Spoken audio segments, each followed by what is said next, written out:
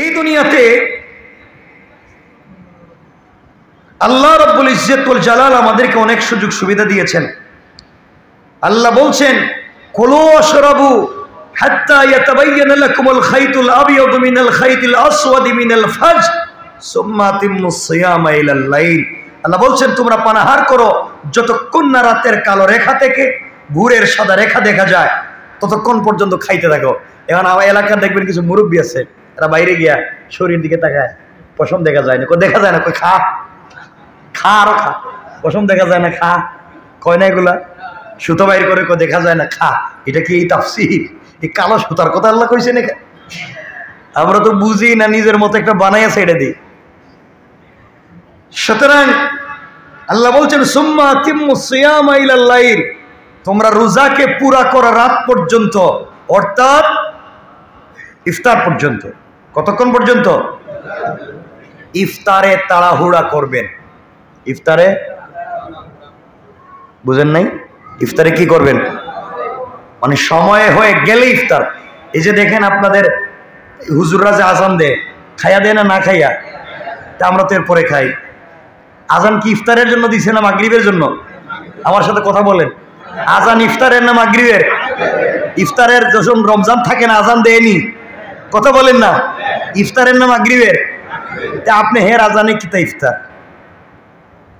হে তো খাইয়া দে, এ তো আগে খাইলিস, আর আমরা হের আওয়াজ শুনে ইফতার করি। এজন্যে আমরা সময়ের দিকে লক্ষ্য রাখবো, সময়ের দিকে লক্ষ্য রাখবো যে ইফতারের সময় হয়েছে কিনা। কারণ দেখবেন এখানে ধরেন, এখানে ইমাম সাহেব খাইয়া 3টা লাইগে আজান দেয়, তো মধ্যখানে 1.5 মিনিট গেছে কি, আমরা 1.5 মিনিট পরে ইফতার করতেছি। রাসূল বলছেন, ইফতারে তাড়াহুড়া করো, তাড়াতাড়ি ইফতার করো, সেহরিতে দেরি করো, আজান হয়ে যায় ওই সময় খাও, কারণ ওই সময় আমি বরকত দেই। আল্লাহ বলছেন, আমি যখন আজান হয়ে যায় ওই টাইমে আমি আসমানে চলে যাই, উপরে চলে যাই, রহমতকে উঠাইয়া নেই, যাওয়ার সময় যারে পাই তারে দিয়া যাই। সুবহানাল্লাহ বলেন না? আর আপনি ওই সময় কই? আপনি তো খাইছেন 12টা, এখন ঘুমাই রয়েছেন কেন? ওই সময় খাইতে কি হয়েছে? এজন্য সেহরিতে দেরি করেন। আমি বলছি না আজানের পরে খাইতে, আমি বলছি আজানের সময় হয়ে যায় ওই সময় খান, দেরি করে খান। আর ইফতারে তাড়াহুড়া করেন, বরকত দিছেন কে? আর আমাদের দেশে কি কয় না, আজান হয়েছে আগে নামাজ পড়ছে, মাগরিব, নফল, সুন্নত সব পড়ে কাপড় টাপড় পাল্টাইয়া এরপরে ইফতারে বইছে, মনে হয় এখন খাইবো মোটামুটি। আল্লাহ তোমার কাম কি এখন? আমি বলছি তুমি তাড়াহুড়া করে খাও, তুমি এত দেরি করলে কেন? আল্লাহু আকবার। আমরা বুঝি না এগুলো। আল্লাহু আকবার।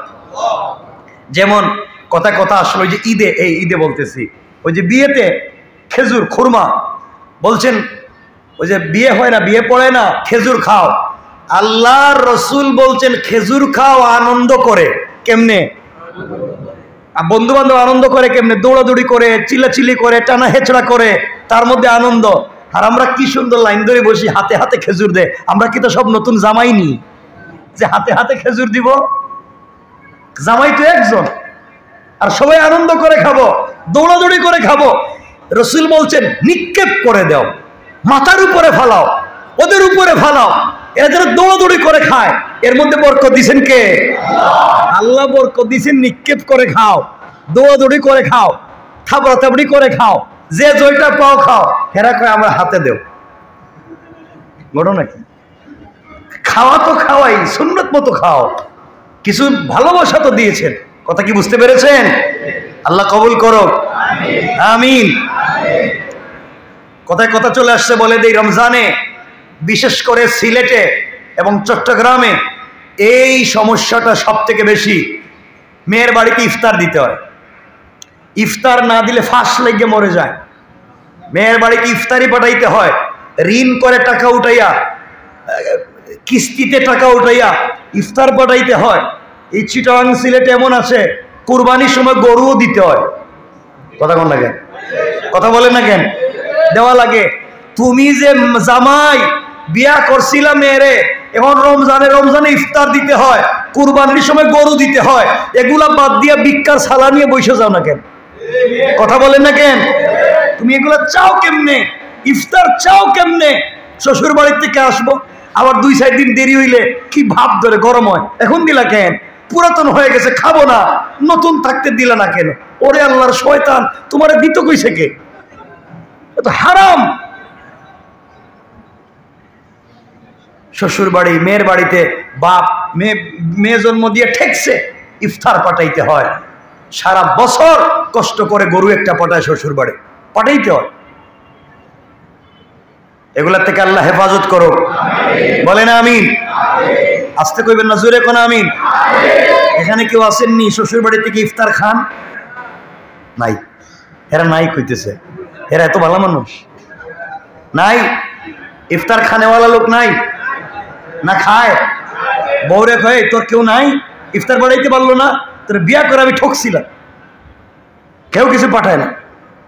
এজন্য ইফতার শ্বশুর বাড়ি থেকে আইনা খাবেন না, এগুলার চাইতে ভিক্ষা করে খান, এটাই বালা। আল্লাহ কবুল করো। হ্যাঁ, সাইদা দে তো আপনি তো বিপদে ফেলাই দিলেন। এরপরও দিত, সাইদা হইলেও দিত। আপনি না করবেন, দিও না, এটা লাগতো না, বা বলবেন আমার লাগতো না, এরপরেও যদি দেখবেন বাড়াইয়া দিও, দিবেনই যখন বাড়াই, হ্যাঁ বাড়াইয়া দিতে বললেন।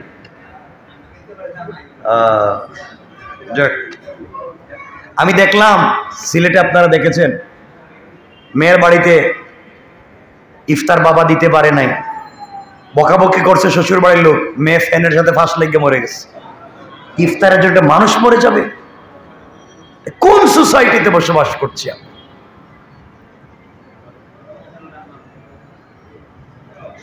এরপরে বছরে বছরে টাকা চায়, কত কিছু চায়। বিয়ে করছে একটা, টাকার মেশিন একটা বিয়ে করছে, 2 দিন পরে পরে যৌতুক লাগবে, এটা লাগবে, সেটা লাগবে, আছে না নাই?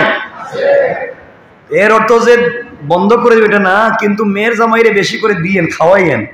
আপনারা যদি এটা শুরু করেন তাহলে খাওয়াইতাম না আজকের দিকে, তাহলে তো ঝামেলা, আমরা বিপদে পড়ে যাইব। এজন্য খাওয়াইয়েন বেশি বেশি করে মেয়ের জামাইদের।